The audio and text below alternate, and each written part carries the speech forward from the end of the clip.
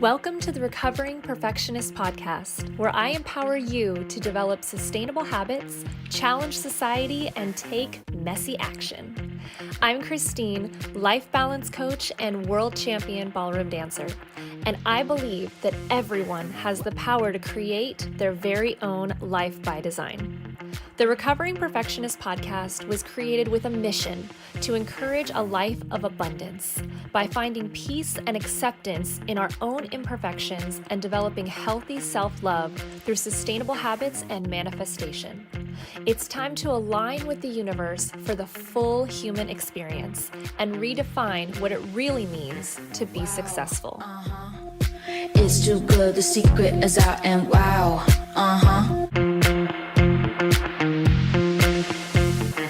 Welcome back to another episode of the Recovering Perfectionist Podcast. I am so excited for my guest today. I am here with James Silvas, who is a mindset specialist, among many, many other things. But this is so exciting. I'm so excited for this episode today, James. It's an honor to have you here.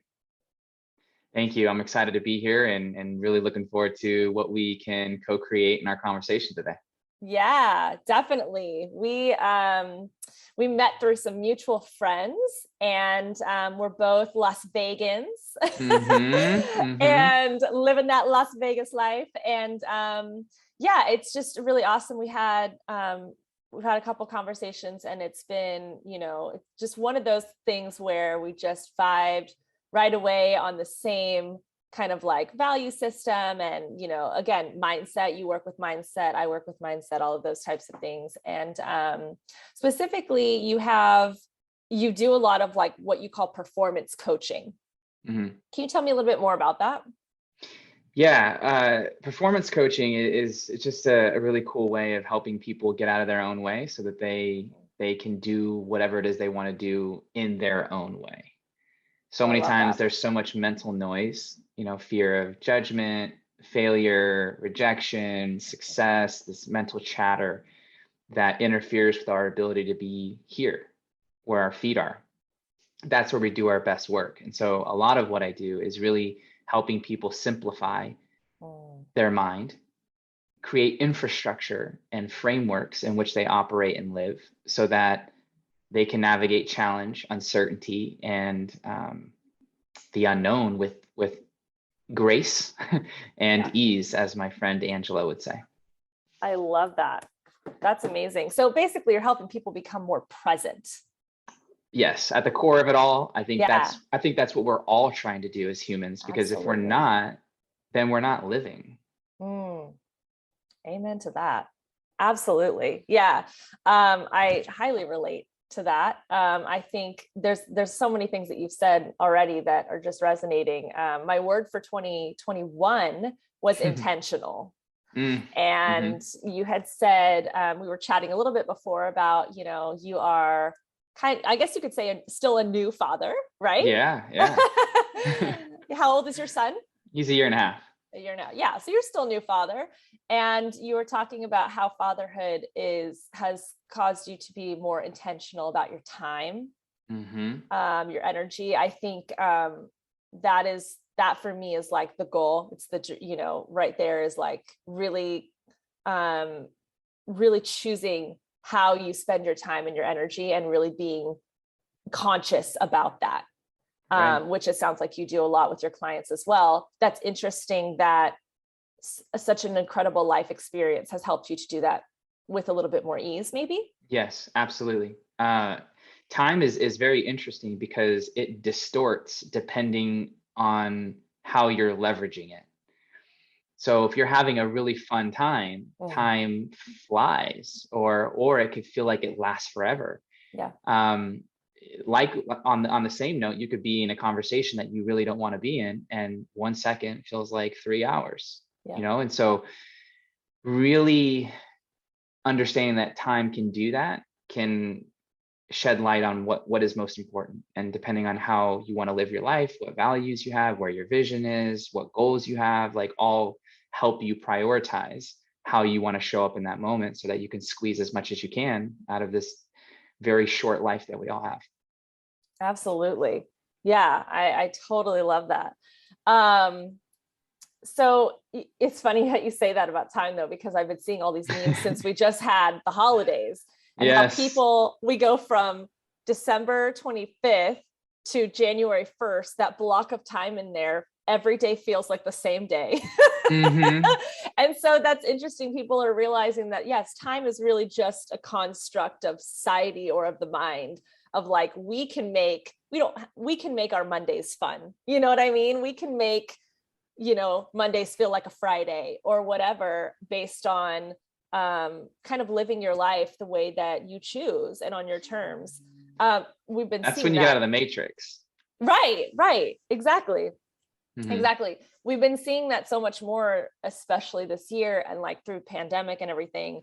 I'm curious about your opinion of like how things have shifted with some people working remotely, a lot of people working remotely, people deciding they're not going back to their jobs, people getting furloughed and having to do, we've seen all the circumstances in the last 2 years.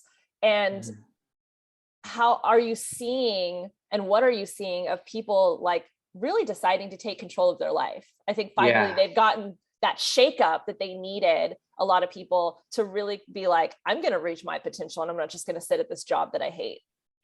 So there's so many layers to this, but let's start with what first comes to mind. I think the 2020 and 2021 time warp helped people get out of the busy routine, zombie-like, machine-like day-to-day. Yeah. And anytime you do that, it creates enough space for you to think about what you do. It interrupted the pattern long enough for you to be like, do I want to work with this company that isn't really in alignment with my values, and the only reason I'm here is just to make money? Or can I go to this other place where I get to work from home? I don't mind working here because of the people and the vibe that I get, and I get to make money too. Why wouldn't I do that? But they wouldn't have seen that situation or that opportunity because their head was in the sand doing the day-to-day. So it paused everything so that we could see what really matters, for us to take inventory of our life and say, where are we and where do we want to be? So I think that that's one aspect. The dynamic between it not being in person as much and it being more virtual did cause tension in relationships, because we are human beings. We need that touch. We need that intimacy, right? And you could do as much as you want virtually, but it's not the same thing. And so whether it's you traveling a lot and having to communicate with your loved ones more virtually, or you're a boss and you're trying to establish connections with people that you haven't met in person and onboard them onto your company, that all produced a lot of challenge, a lot of newness. And I was helping a lot of leaders facilitate that change and that new way of operating. And it came down to having more conversations, being more intentional about what discussions were being had, and really doing a good job of expressing what is needed without hoping that someone would like feel what you needed and anticipate it and like read minds. So there's that.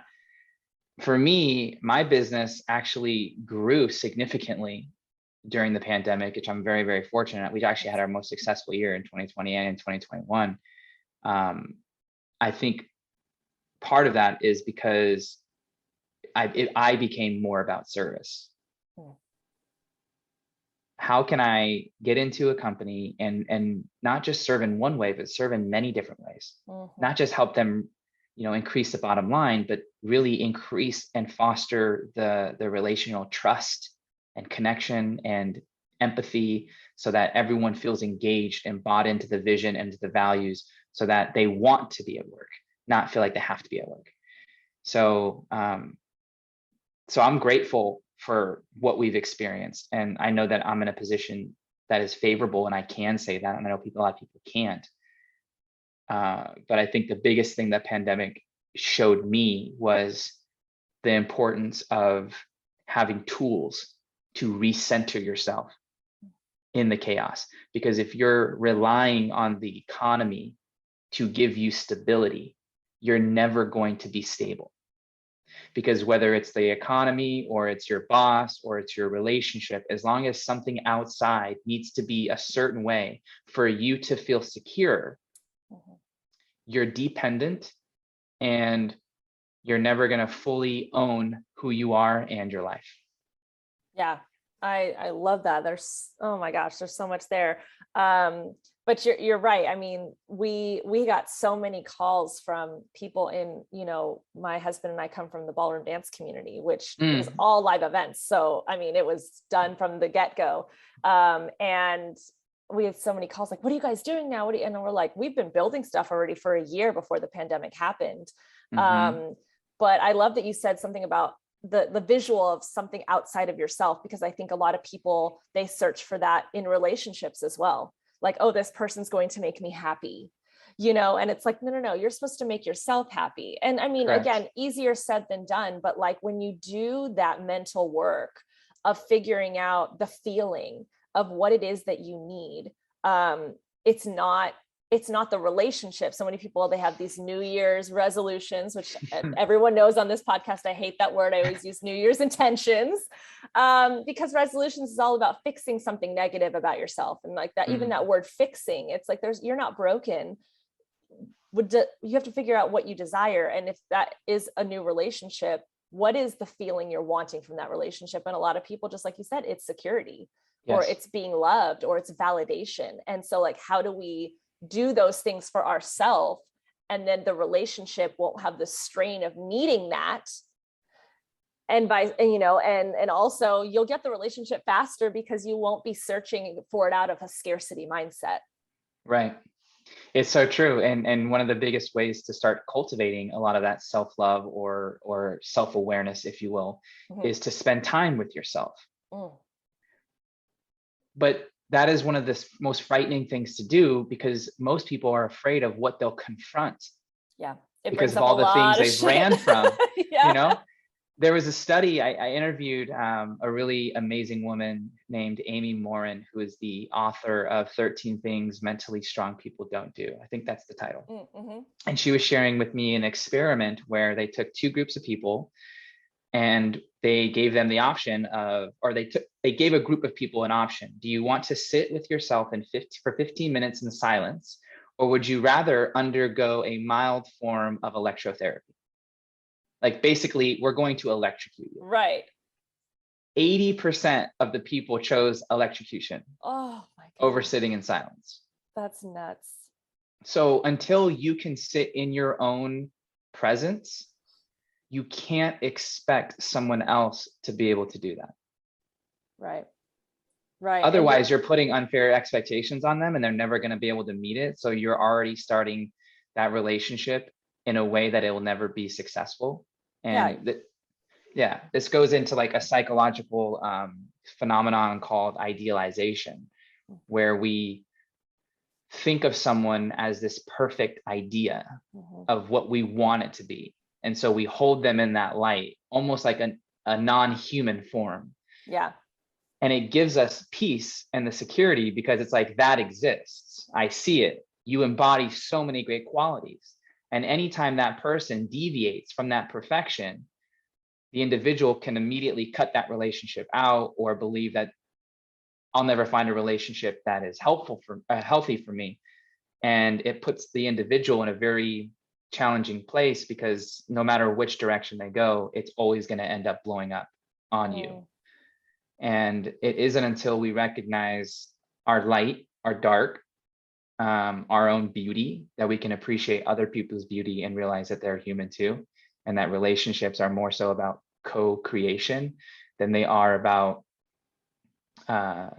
dictatorships, or this is my relationship and you need to be who I want you to be, kind of thing. Well, right, because you're bringing two people. So I just got married in 2021. Yay, congrats. This year.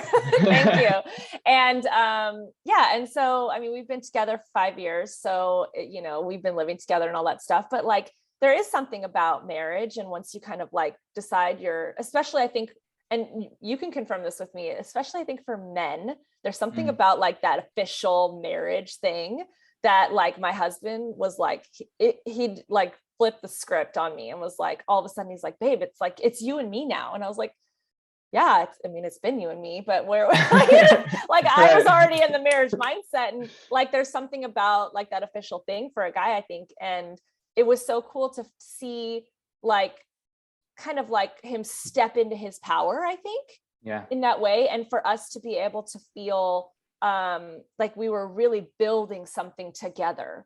And that's really what it is. You can't, like you said, I mean, like we've talked about this for years and years and years when we started talking about mental health, about how you can't fix a person and make them who you want them to be in a relationship. But like so much more, you're coming into a relationship with all of your stuff and your baggage, and then he's coming in with his, and we need to, you know, create something together as a couple. And a lot of that is, you know, unlearning a lot of old behaviors and toxic patterns that we've had in the past that have not been serving us anymore.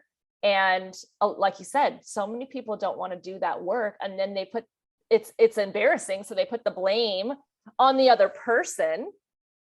And like, you're not the person that I said you know, that I wanted you to be. And it's like, wait a minute, hang on, like own your shit. Right. You know, like that's really important. So, yeah, I love that you brought that up, because, just when people are going into this new year, thinking about setting intentions and really what they're looking for, I always tell people to focus on the feeling. What is it that you want to feel? And how can you create that feeling with what you already have? And then build from there. You know, like some people who want to lose weight, and then they look at themselves and like, I hate what I look like. It's like, but how can we love what you look like right now and appreciate what your body's done for you all of these years? And now can we build off of that and improve and evolve and grow? Yeah, you know? feeling is good. I mean, it's definitely a motivator for sure. And a lot of people don't like to feel. Right. Because if they allow themselves to feel good, then they're worried that the ball's going to, or the other foot's going to drop and it's going to be disrupted and destroyed, or they're afraid to feel the negative feelings because they're painful. And so we just kind of become numb. Yeah. And when we become numb, we lose our gift of being human and being able to connect both with ourselves and other people.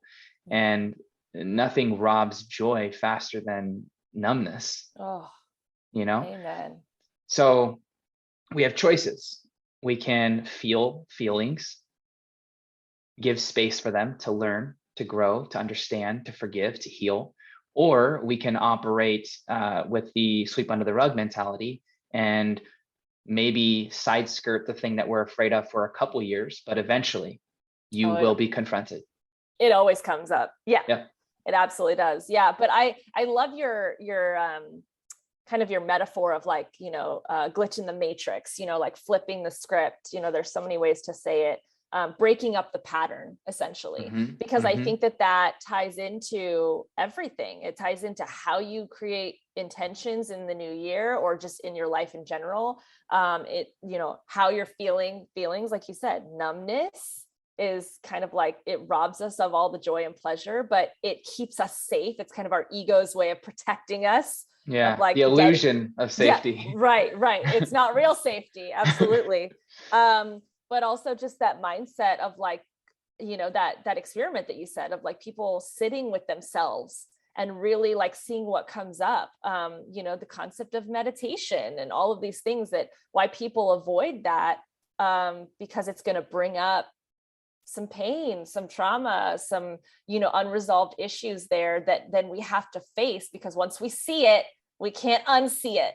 Yes. It's true. And pain, I think, gets a bad rap.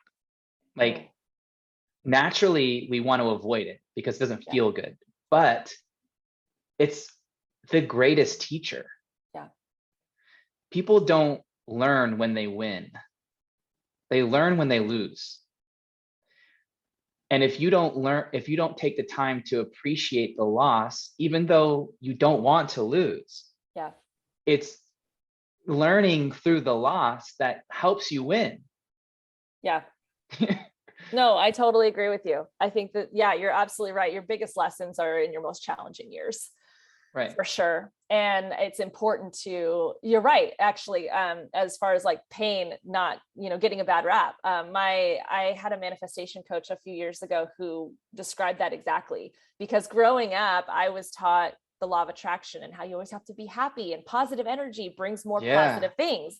And you never talk about like when you're sad or when you're moving through something. And she's like, oh my gosh, like that's the best part. That's when she calls it going through the mush, like when a caterpillar becomes a butterfly, and she's like, that's absolutely like the life-changing points of your development and your growth, because that's when you're truly discovering the next chapter for yourself, or helping the universe, move through you.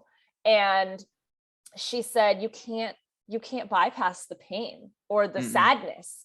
That's actually, where the growth is happening. And so she taught me that sadness and pain is not going to bring on more sadness and pain. Yes. It's actually going to help you get to the joy, because you're not tiptoeing around it or putting a Band-Aid on it and moving on, which is what was happening to me and most people, is all of these cycles of burnout and constantly feeling like I was hitting a wall, right? Because I was never solving the problem.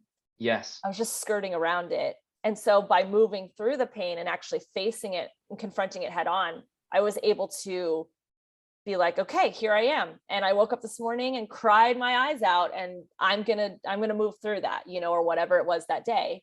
And that allowed me to not be scared of that, sitting with myself in that feeling. Yes. And rather than being imprisoned by the pain, you liberated yourself from it by going through it.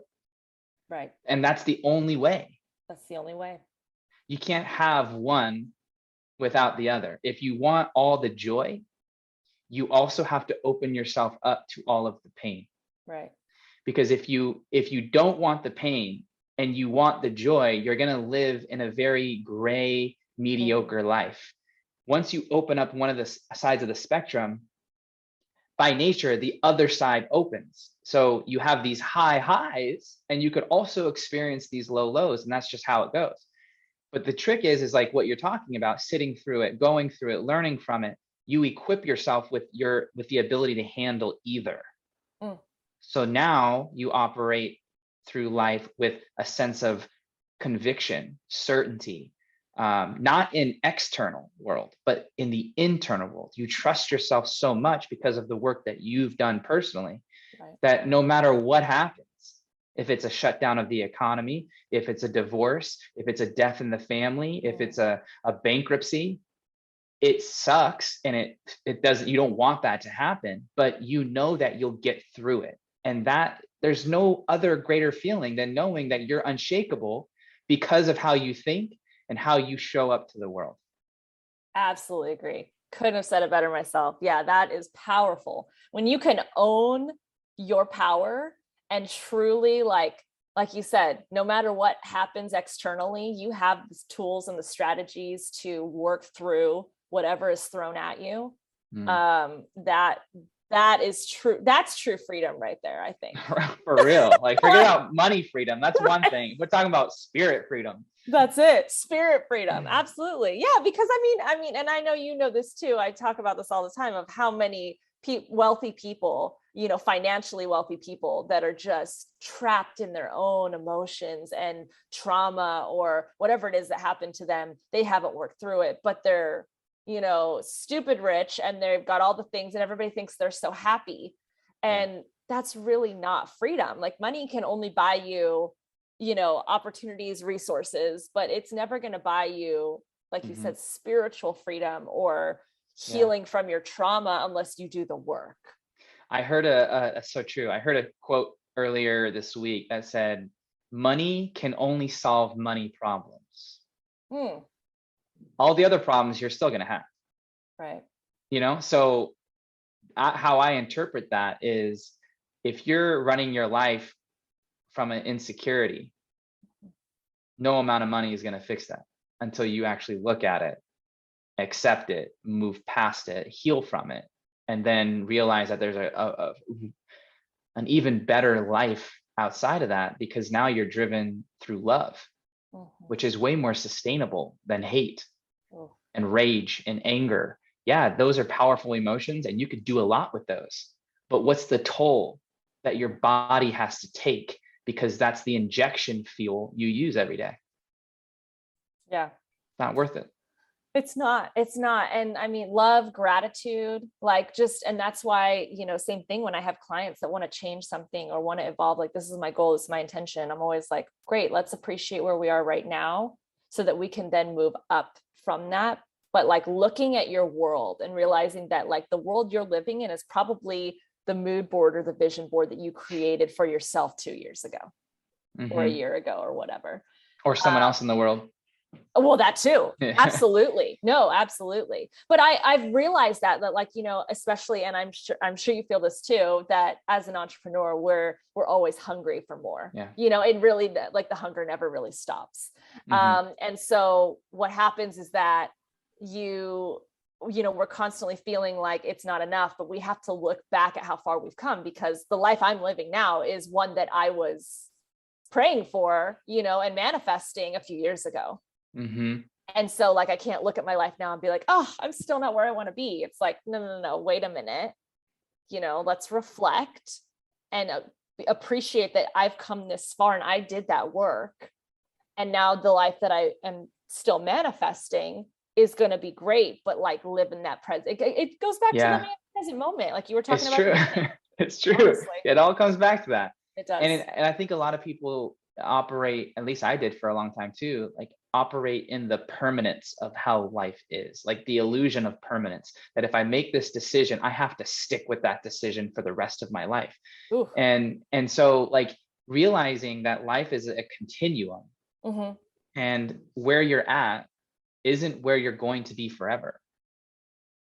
That thought, if you really sit with that, should give you so much hope that if I just make a few tweaks, 1% shifts over the course of a year, and just have enough commitment for a year, I'm going to be in a completely different income bracket. I'm going to be in a completely different relationship. I'm going to be healthier than I am now. Like, where you are is a result of all the choices you've made, all the environments you've been in, and all the experiences that you've had. That got you here. So what got you here is not going to get you there. And where you are isn't where you have to be. So that opens up so much possibility, which then begs you to ask the question, which direction do you want to go in? And then people are like, well, I don't know. I don't know what I want. I want it all. And it's I don't know. So many people don't know. I ask that too. That's the first thing I start with is like, what do you actually want? I have a theory. I have a theory on this. Okay. I think people do know what they want. They're just afraid to say it. I think more people know what they want than they convince themselves that they don't know, because if they had to say what they do want, then they'd have to commit to it. And with that commitment comes work, comes maybe different relationships, comes sacrifice, comes character traits that you're going to have to develop, belief systems that you're going to have to adopt. It's going to require reworking and rewiring you. Right. So it's safer to play in the I don't know, because it's in this society a valid enough reason to stay where you're at. Right. And also realizing that we're so obsessed with making the right decision that we don't make any decision. Analysis paralysis. Any decision that you're going to make is going to move you. Yes, it may move you in a direction that you don't want to be, but that's valuable feedback. So now you can pivot from there. Optimize. But it's better than staying here. Right. Right. Because the worst thing, for people that are wanting to grow and evolve is that at the end of this year that you are in the same place that when you started. That's worse than going in a negative direction. Right. Because at least a negative direction, like you said, you learn, you grow, you realize what not to do, or, you optimize to get a better, situation outcome, but we can't be in the same place. Yeah. There's just like, that's just not an option for us. And so I posted something actually the other day about what you said before about how the new version of you will come at the expense of the current version of you, or, something in that style, because people don't realize, they think they're just going to be, especially me, when I work with people about habits, since that's what I do, they think, oh, I'm just going to be the normal me, but I'm just going to now have this new habit. And it's like, no, that's not really how it works. A habit is not something like a new purse that you just start carrying around.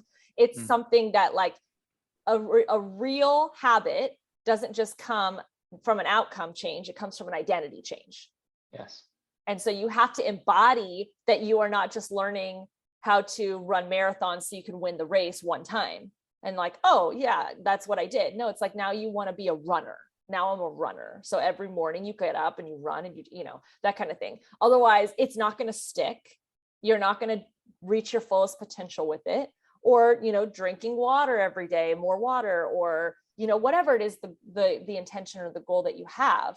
But most people don't look at it as an identity shift. They look at it as, I'm going to be the same person with my same belief systems, and I'm going to just have this new habit. And I think it's very like I just want to shake people and be like, this will not be the version of you that has this new habit. But in the best way, because you want to be able to, like, almost like, it's like, on a video game, like reaching a new level, and you get that bing, it's like, yeah, that's exciting. That's like, who doesn't want that? Right. Yeah, it's true. But they want the next level without the criticism. Right. And the mistakes. Yeah. They just want, they want that. But nobody hits a bullseye on the first try. I mean, and nobody, that's the idea, is not to. And so, like, in my method of creating habits, like, the idea is, like, just what you said, optimizing. If you're going in a direction that you see is not fit, optimize it, pivot, do what you need to do. And so many people don't do that. They just see, oh, it's not working. So then they stop, they fall off, it's done. It's like so two things come up. One is Peru, which I do want to talk about, because I had some pretty cool, profound breakthroughs there that are relatable to what we're talking about. But the first thing is the bamboo tree. Have you heard of this? The bamboo tree is one of my favorite kind of, like, what do they call it? Like proverbs. Okay. If you want to plant a bamboo tree, you take the seed, you put it in the ground, and you water it every single day. And at the end of the first year, nothing shows. Second year, nothing. Third year, nothing. Fourth year, nothing. Fifth year, nothing. 5 years, you're watering dirt. And then in the fifth year, in the matter of 3 months, that tree shoots up 90 feet. So the question is, was it growing the whole time, or was it only growing in those 90 days? It's growing the whole time. It's growing the foundation underneath the soil to support such fast growth. And I think so many people will start watering the seed and 6 months later not see anything. So then they're like, let me dig this up and move it somewhere else. And let me start here, because this has better sunlight. This has better soil. So water that. 6 months goes by. A year goes by. Nothing. Where is this plant that I planted? And then they uproot it again. And it's like, you're starting it over every time. Exactly. Yeah. And so you're prolonging your ability to develop mastery, which helps you accelerate much faster. Yeah. And this is like another concept that brings me to is like micro slow, macro fast, macro fast, micro slow.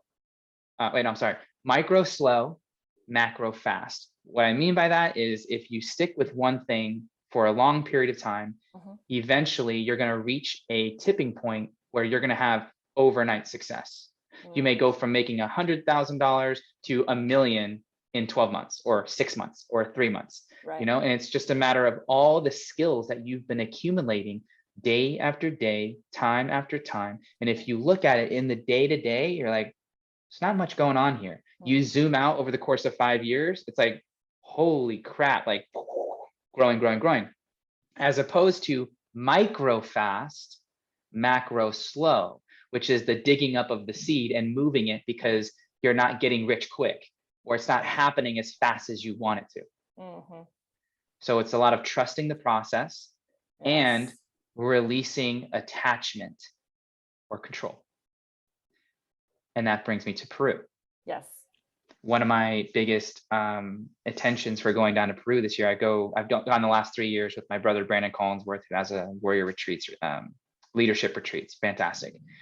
My intention going this time was to release attachments to identity, to how things need to be, to material things, and just going with the flow.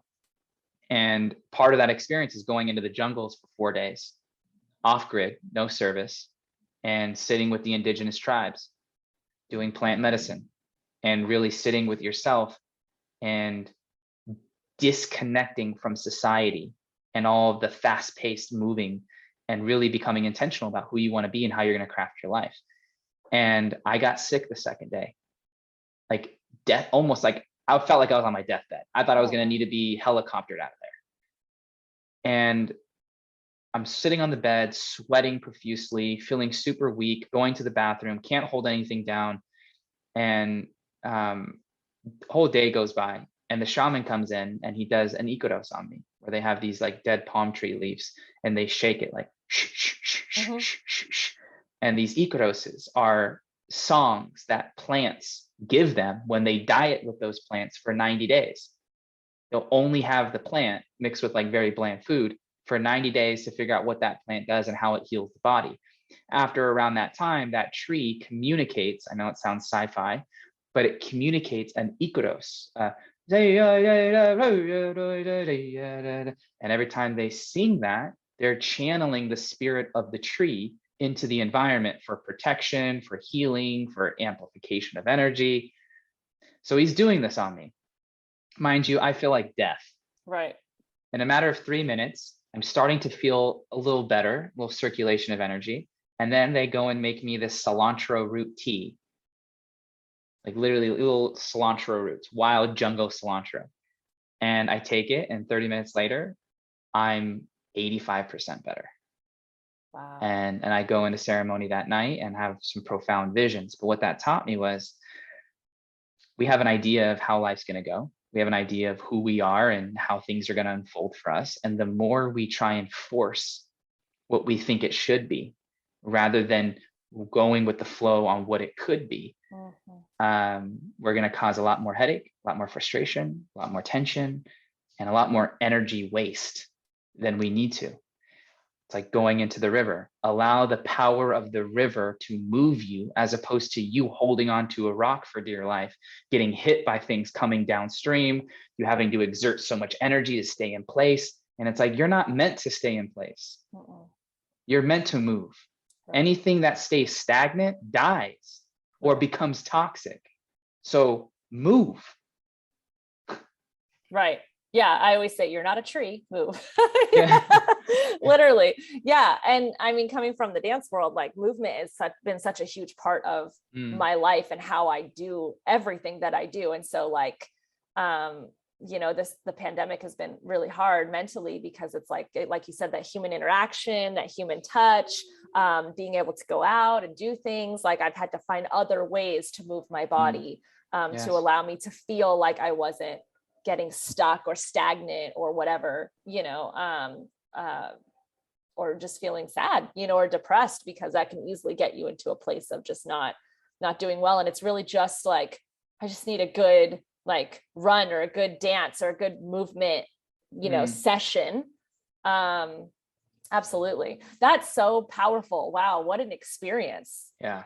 It was crazy. He's like, trust the plants. Like, you're in the pharmacy of the world, like 80,000 different species of plants in the Amazon jungle. Yep. So every one of those has something that it can do for our body. And I felt that firsthand, and I'm a firm believer in that now. Yeah. No, I love that. I don't know if you've ever heard of or seen the documentary that Zac Efron did called Down to Earth. That's a great series. Oh my gosh. I'm like waiting for season 2, but like, that is, my husband and I love traveling already, but that just gave me more of a thirst and a hunger for just seeing parts of the world, like the blue zones and things like that are not discussed. Like, we can all go to Paris, we can all go to the Maldives, like those are all like advertised, but like going to see places like this place in Peru, or some of the blue zones of where there are people that are living to be 110. Why are they doing that? Like the way that he went about learning about places, it's just absolutely incredible. Yeah. Fascinating. Fascinating. Yeah. And that's what's cool about the life. Like there's so much to know and there's so much to learn. Like every day when I learn something, I get a big old download in business or in leadership. I'm like, man, I know nothing. Right. That's what it feels like sometimes. It does. You know? It absolutely does. Yeah, it absolutely does. I'm working with a business coach right now, and he's like a master, at sales. And I would have to say I can pat myself on the back and say I'm pretty damn good at sales. Like I grew up learning about sales. I've been working in sales for 15 years, and he'll say something to me, and I'll be like, okay, what about this? Da, da, da. And then he'll say something, and I'm like my mind is just like, how did I not see that? Like I've been doing this in action for so many years. And like, that is so profound. But I also think that there's a part of that is just natural evolution. Mm-hmm. Like the way that I sold, when I first started 15 years ago compared to now, totally different, just mm-hmm. because of the way the world has shifted. So I think that that's what's so cool is when you hear someone that you're working with, a mentor or someone like that says something, it's like, it's not that we don't know it. It's just that like, it's just new information that may be even just a couple months old that they're getting results on. So why not share that? Right. And timing of being able to receive it, like being able to house the information that you're getting. Like 2 years ago, if you had this coach, maybe that wouldn't have landed. Right. You know what I mean? But because of life situations and what you're currently going through, timed up right in that moment where that delivery came, and it was like, boom. That's it. Yeah. Oh no, totally. Absolutely. I want to say to those out there listening that James hosts a podcast as well called Be the 1%. So very relevant to what we've been talking about today. Definitely go check it out. I will put all of his links on how to get in touch with him, his social media, his podcast in the show notes. So go deep in there because that'll be a great resource place to get in touch with what James does. Just kind of to wrap up here, like final thoughts on just like new year, hopefully rearing the end of this pandemic, getting to a place where people are finally becoming more conscious and not feeling so just, again, that whole concept of like breaking the pattern.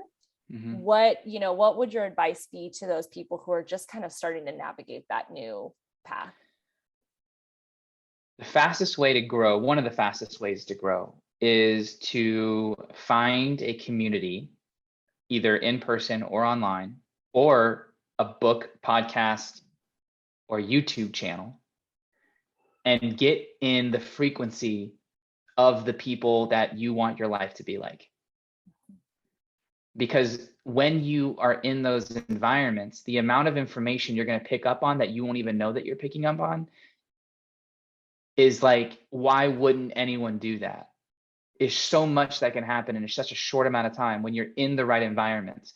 So if you're in an environment right now that isn't supportive, that people are constantly talking negatively, or they're gossiping, or they're talking about things that don't matter, and you find yourself being like, this is not what I want. This is not what I signed up for. This is not serving me. Then you need to take responsibility and start searching. Just get out of your comfort zone, start asking people to virtual coffee dates, or take them out to lunch, buy them food, or reach out to them via DM and say, hey, do you have any ideas of how I can either work with you, or events that I can attend, or books that I should read, or places I should go that can help me in my whatever it is that you're wanting help with.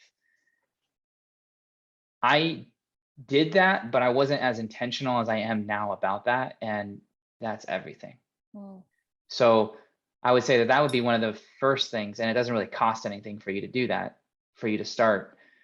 The second thing I would say, this has just helped me. So I would adopt some sort of mindfulness practice, whether that's meditation, Qigong, which is my new favorite, yoga, even exercise regularly, like a specific time.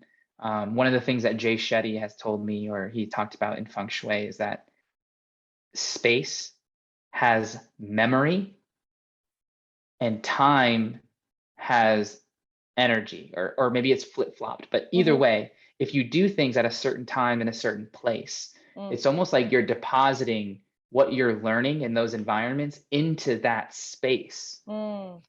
So as an example, for me, my office is my sanctuary for work. I come here to generate ideas, to learn, to have sessions, to do podcast interviews. Everything I do in here is business related. So as soon as I walk through those doors in my house, I'm entering the field in which all that information comes rushing back. So I'd say be intentional about the times that you do things and the spaces in which you do things, and make sure that they're supporting your growth and the version of you that you want to be. Wow. I love that. I don't have anything left to say on that topic. That's great advice. So there's no excuse. 2022, make it your year, guys, because we just have way too much information out there for us to not work towards positive growth. Yes. Absolutely. Amazing. Thank you so much for being you. here. You're amazing. I absolutely could talk to you forever. And I thank you so much for imparting all of your expertise and knowledge on my beautiful audience. Yeah. Honored. Thank you guys for listening, and here to serve. Thank you so much for listening to the Recovering Perfectionist Podcast. I'm Christine, and if this episode resonated with you or spoke to you in any way, please feel free to share. I absolutely love hearing from you guys and your thoughts about the topics based on your experiences. And also, if there's anything you want me to talk about, just screenshot this episode and share it on social media with your comments. Your feedback really helps me to curate episodes that best serve you. If you have time, I would greatly appreciate if you could leave a review wherever you're listening to this episode, whether on Apple or Spotify or any other platform. I'm wishing you a blessed week ahead, and remember, perfection doesn't exist. Take messy action. Healthy habits keep us balanced, and you are enough.